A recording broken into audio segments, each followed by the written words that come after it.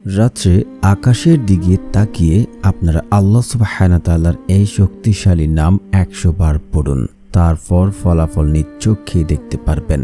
আপনি যদি অভাব অনটনে থেকে থাকেন, বেকার থেকে থাকেন এবং আপনি যদি ঋণগ্রস্ত হয়ে থাকেন, আপনার কোটি টাকার ঋণও দূর হয়ে যাবে ইনশাআল্লাহ। এবং আপনার মনে যত কঠিন আশাই থাকুক না কেন, তার সাথে সাথে পূর্ণ হয়ে যাবে এবং দিন দিন আপনার ধন সম্পদ বাড়তেই থাকবে। আপনি অল্প দিনে ধনী সম্পদশালী হয়ে যাবেন ইনশাআল্লাহ, যদি আপনারা নিয়মটা ফলো করে তারপর ভালো করে আমলটি করতে পারেন। তাই বলছি, না টেনে সম্পূর্ণ ভিডিও দেখার অনুরোধ রইল। আর যারা এখনও চ্যানেলটি সাবস্ক্রাইব করেননি, দয়া করে এই চ্যানেলটি সাবস্ক্রাইব করে পাশে থাকবেন। আপনার জীবন যদি ইতিমধ্যে হতাশায় কেটে থাকে, অভাব অনটনে রয়েছেন এবং কোনো চাকরি খুঁজে পাচ্ছেন না, বেকারত্বে রয়েছেন, কোটি কোটি টাকার ঋণ করে ফেলেছেন বা লক্ষ লক্ষ টাকার ঋণ করে ফেলেছেন, আজকের এই আমলটি আপনারা আকাশের দিকে তাকিয়ে আল্লাহ তাআলার এই শক্তিশালী নাম যদি আপনারা 100 বার পড়েন, জীবনের সমস্ত ভালা মুসিবত বিপদ আপদ দূর হয়ে যাবে এবং আপনার অভাব অনটন দূর হয়ে যাবে। আপনার ভাগ্য পরিবর্তন হবে। কারণ হচ্ছে তিরমিজি শরীফের হাদিস 2139 নম্বর হাদিস স্পষ্ট ভাষায় বলা আছে, দোয়ার শক্তি এতই যে বান্দার তকদির পরিবর্তন করতে পারে কেবল দোয়ার মাধ্যমে। অন্য কোনো পদ্ধতি আর অন্য কোনো ওয়ে নেই যে বান্দার তকদির পরিবর্তন করতে পারে। তো আমরা যদি সঠিক নিয়মে, সঠিকভাবে, সঠিক পদ্ধতিতে আল্লাহ তাআলার কাছে চাইতে পারি, আল্লাহ তাআলার কাছে ধন সম্পদের কোনো কিছুর অভাব নেই। সঠিকভাবে চাইলে আল্লাহ তাআলা আমাদেরকে দেবেন। আল্লাহ তাআলা যাকে ইচ্ছা তাকে অঢল ধন সম্পদ দান করেন, আবার যাকে ইচ্ছা তাকে অভাব অনটনে ফেলেন। কারণ আল্লাহ তাআলার কাছে কোনো কিছুর অভাব নেই। আল্লাহ তাআলা পবিত্র কুরআনে বলেন, তোমরা আমার কাছে দোয়া করো, আমি তোমাদের দোয়া কবুল করব। শুধু আজ আমরা চাওয়ার মতো চাইতে পারি না বিদায় আজ আমরা পাচ্ছি না। আল্লাহ তাআলার কাছে সঠিকভাবে চাইলে আমাদের যা অপূর্ণতা রাখবেন না। আর দোয়া এমন একটি ইবাদত ভাই, দোয়া এমন একটি ইবাদত, আপনি নিয়ম মেনে আমল করেছেন, 100% নিশ্চিত থাকেন আপনার দোয়া কবুল হবে। কারণ দোয়া কখনোই বিফলে যায় না। আপনি নামাজ পড়েছেন, হয়তো নামাজে কোনো ত্রুটি থাকার কারণে নামাজ কবুল নাও হতে পারে, কিন্তু আপনি আমল করেছেন, আমলের ত্রুটি নেই, ইনশাআল্লাহ আপনার দোয়া কবুল হবে, এটা 100% নিশ্চিত থাকতে পারেন। কারণ হচ্ছে ভাই, আল্লাহ তাআলা পবিত্র কোরআনে আরও বলেন, উদউনি আস্তাজিব লাকুম, তোমরা আমাকে ডাকো, আমি তোমাদের ডাকি সাড়া দেব। আল্লাহ তাআলার রাসূল সাল্লাল্লাহু আলাইহি ওয়াসাল্লাম বলেন, যখন কোনো বান্দা আল্লাহ তাআলার কাছে 2 হাত তুলে দোয়া করে, আল্লাহ তাআলা ওই বান্দার দোয়া খালি হাতে ফেরত দিতে লজ্জাবোধ করেন, তার হাতকে খালি হাতে ফেরত দেন না। আল্লাহ রাব্বুল আলামিনের কাছে চাইলে সে হাত খালি হাতে ফেরত দেন না। আর যদি কোনো ব্যক্তি আল্লাহ তাআলার কাছে দোয়া করে, আল্লাহ তাআলার উপরে ভরসা করে, আল্লাহ তাআলা তার জন্য যথেষ্ট হয়ে যান। আর আল্লাহ রাব্বুল আলামিন যদি কারো জন্য যথেষ্ট হয়ে যায়, তার জীবনে আর কি লাগবে, তার জীবনে আর কি প্রয়োজন আছে, সে যা চাবে আল্লাহ তাআলা তো তাকে দান করবেন। যদি কেউ আল্লাহ তাআলার উপর ভরসা করত, ঠিক তেমনি পাখি যেমন সকালবেলা খালি পেটে বাসা থেকে বের হয়ে যায়, সন্ধ্যায় উদার ভর্তি করে ফিরে আসে, ঠিক আল্লাহ তাআলা আমাদেরকে এমনভাবে রিজিক দান করতেন।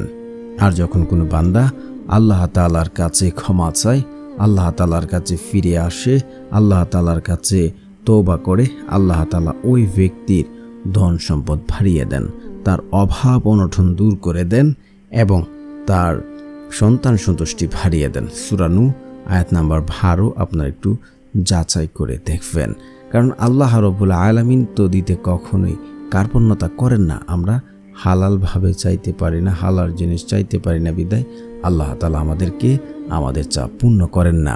আপনি নিয়ম মেনে, শর্ত মেনে আমল করেছেন, দোয়া করেছেন, আপনার দোয়া কবুল হয়েছে। কারণ আল্লাহ রাব্বুল আলামিন এই 3 পদ্ধতি যে কোনো একভাবে আমাদের দোয়া কবুল করেন। মানে 3টা থেকে একটা হবে, মানে দোয়া করেছেন 3টা থেকে একটা হবে। এক হচ্ছে আপনি আল্লাহ তাআলার কাছে টাকা পয়সা ধন সম্পদ যা চাচ্ছেন আল্লাহ রাব্বুল আলামিন সাথে সাথে তা দিয়ে দেন। নয়তোবা আপনি চাচ্ছেন আল্লাহ তাআলা আপনাকে এটা দিলেন না, কিন্তু আপনার জীবনে বড় কোনো সমস্যা হতো, যেমন আপনার বড় কোনো অসুস্থতা হতো, আপনার সন্তানের আপনার স্ত্রীর বড় কোনো সমস্যা হতো, বড় কোনো অসুস্থতায় পড়তেন, বড় কোনো বালা মুসিবত আসতো, এই দোয়ার ওসিলাতে আল্লাহ রাব্বুল আলামিন এই সকল বিপদ আপদ বালা মুসিবত দূরে রাখেন। সুবহানাল্লাহ।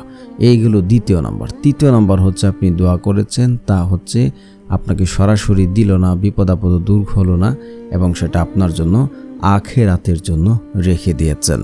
যে সময় কেউ কারো কাজে আসবে না, কেউ কাউকে চিনবে না, কেউ কারো কোনো কাজে লাগবে না, ওই সময়টাতে দোয়া আপনার জন্য কাজে আসবে, এবং এই দোয়ার ওসিলাতে আল্লাহ রাব্বুল আলামিন আপনাকে জান্নাত দিয়ে দিতে পারেন ইনশাআল্লাহ। তো আমরা তখন আফসোস করব, আমাদের যদি দুনিয়াতে কোনো দোয়াই কাজে না আসতো বা কোনো দোয়াই কবুল না হতো, তাহলে কতই না আজ আমরা নেকির অধিকারী হতাম। তো আমরা দোয়া করব আল্লাহ তাআলার কাছে। তো আল্লাহ তাআলার কাছে দোয়া করলে যে আল্লাহ কবুল করে নেন, ঠিক তেমন নয়। কিছু শর্ত এবং কিছু নিয়ম রয়েছে। যেমন শর্ত হচ্ছে এই 6টি শর্ত বা এই 6টি ভুল যার মাঝে থাকবে তার দোয়া কখনোই কবুল হবে না। এক হচ্ছে যে ব্যক্তি আমল করছে, দোয়া করছে, পুনরায় পাপ কাজ করছে, তার দোয়া কবুল হবে না, কবুল হবে না। 5 ওয়াক্ত নামাজ না পড়লেও তার আমল কবুল হবে না। কারণ হচ্ছে নামাজ পড়লে আল্লাহ তাআলা ওই ব্যক্তির অভাব অনটন দূর করে দেন এবং তার রিজিকের সমস্যা দূর করে দেন। অবশ্যই 5 ওয়াক্ত নামাজ পড়বেন। তৃতীয়ত হচ্ছে যে ব্যক্তি আত্মীয় সম্পর্ক চিহ্নিত করার দোয়া করে, তার দোয়া কবুল করা হয় না। চতুর্থত হচ্ছে যে ব্যক্তি পিতামাতার অবাধ্য সন্তান, তার দোয়াও কখনোই কবুল করা হয় না, কখনোই না। যদি আপনি চান যে আপনার দোয়া আল্লাহ তাআলা দ্রুত কবুল করুক, তাহলে আপনি পিতামাতার সাথে ভালো আচরণ, সৎ আচরণ করবেন।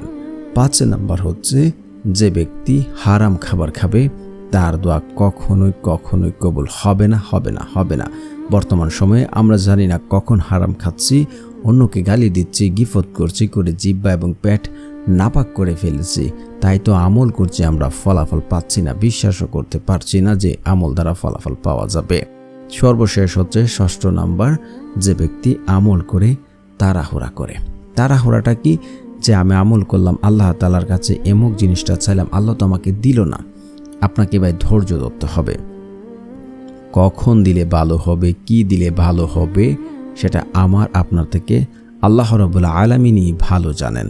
কখন দিলে আপনার কাজে আসবে, কখন দিলে উপকারে আসবে। একটি হাদিস এমন আছে, বান্দার দোয়া ততক্ষণ পর্যন্ত কবুল হয় যতক্ষণ পর্যন্ত সে বলে যে আমার দোয়া কবুল করা হলো না। তো এই 6টি কাজ আপনারা করবেন না। যে না করেন, আল্লাহর কসম করে বলছি, আপনার দোয়া কবুল হবে ইনশাআল্লাহ। এখন কথা হচ্ছে আমলটি কিভাবে করব। আমলটি করার জন্য আপনার রাত্রে অবশ্যই উত্তম রূপে উযু করবেন।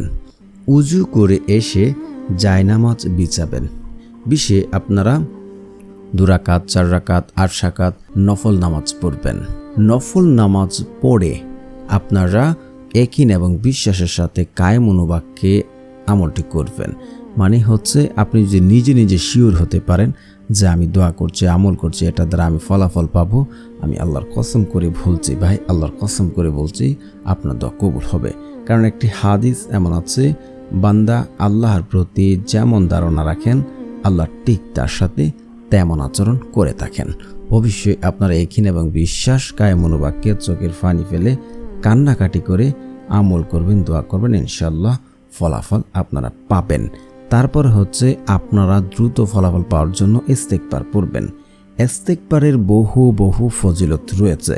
যে ব্যক্তি ইস্তেগফার পড়ে, আল্লাহ রাব্বুল আলামিন ওই ব্যক্তি যদি অভাব অনটনে থাকে, তার রিজিকের সমস্যা রয়েছে, তার সংকীর্ণ রয়েছে, আল্লাহ রাব্বুল আলামিন ওই ব্যক্তির এ সকল রিজিকের সমস্যা দূর করে দেন। শুধু তাই নয়, সে যদি দুনিয়াতে কঠিন থেকে কঠিন বিপদে পড়ে যায়, যে বিপদ আপদ থেকে উদ্ধার হওয়ার জন্য সে কোনো পথ খুঁজে পাচ্ছে না, তাহলে আল্লাহ রাব্বুল আলামিন ওই ব্যক্তির বিপদ আপদ থেকে উদ্ধার হওয়ার জন্য কুদরতিভাবে পথ দেখিয়ে দেন। সুবহানাল্লাহ। শুধু তাই নয়, আল্লাহ রাব্বুল আলামিন ওই ব্যক্তিকে এমন জায়গা থেকে, এমন উৎস থেকে রিজিক দান করেন যা সে কোনোদিন কল্পনা করেনি, চিন্তা করেনি। অবশ্যই আপনারা 100 বার ইস্তেগফার পড়বেন। আস্তাগফিরুল্লাহ, আস্তাগফিরুল্লাহ, আস্তাগফিরুল্লাহ। তারপর হচ্ছে আপনারা দুরূদ শরীফ পড়বেন। কারণ সব কিছুই করেছেন রাসূল সাল্লাল্লাহু আলাইহি ওয়াসাল্লামের উপরে দুরূদ পড়েননি মানে আপনার দোয়া কবুল হবে না, সেটা আসমানে গিয়ে ঝুলন্ত অবস্থায় থাকবে। তো যারা পারেন না আমার সাথে সাথে পড়ে নিন, শুনলেও হয়ে যাবে ইনশাআল্লাহ। আল্লাহুম্মা সাল্লি আলা মুহাম্মাদিন ওয়া আলা আলি মুহাম্মাদ কামা সাল্লাইতা আলা ইব্রাহিম ওয়া আলা আলি ইব্রাহিম ইন্নাকা হামিদুম মাজিদ। আল্লাহুম্মা বারিক আলা মুহাম্মাদিন ওয়া আলা আলি মুহাম্মাদ কামা বারাকতা আলা ইব্রাহিম ওয়া আলা আলি ইব্রাহিম ইন্নাকা হামিদুম মাজিদ। তারপর হচ্ছে আপনার আল্লাহ তাআলার এই শক্তিশালী নামটি 100 বার পড়ে নেবেন। তো প্রিয় বন্ধুরা, যারা এই চ্যানেলটি সাবস্ক্রাইব করবেন তাদেরও মনের আশা পূর্ণ হবে ইনশাআল্লাহ। আল্লাহ তাআলার সেই শক্তিশালী নামটি হচ্ছে ইয়া বাসিতু, ইয়া বাসিতু, ইয়া বাসিতু। একহীন এবং বিশ্বাস রেখে দুহাত তুলে আল্লাহ তাআলার কাছে আপনারা এই আমলটি যখন করবেন ঘরে বসে, তারপর বাহিরে চলে যাবেন। বাহিরে গিয়ে আকাশের দিকে তাকিয়ে এই নামটি পড়তে হবে আপনাদের।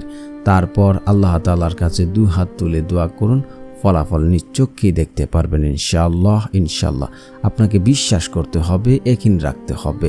আজ পর্যন্ত এই আমল দ্বারা কেউ ব্যর্থ হয়নি। ইনশাআল্লাহ আপনিও ফলাফল পাবেন।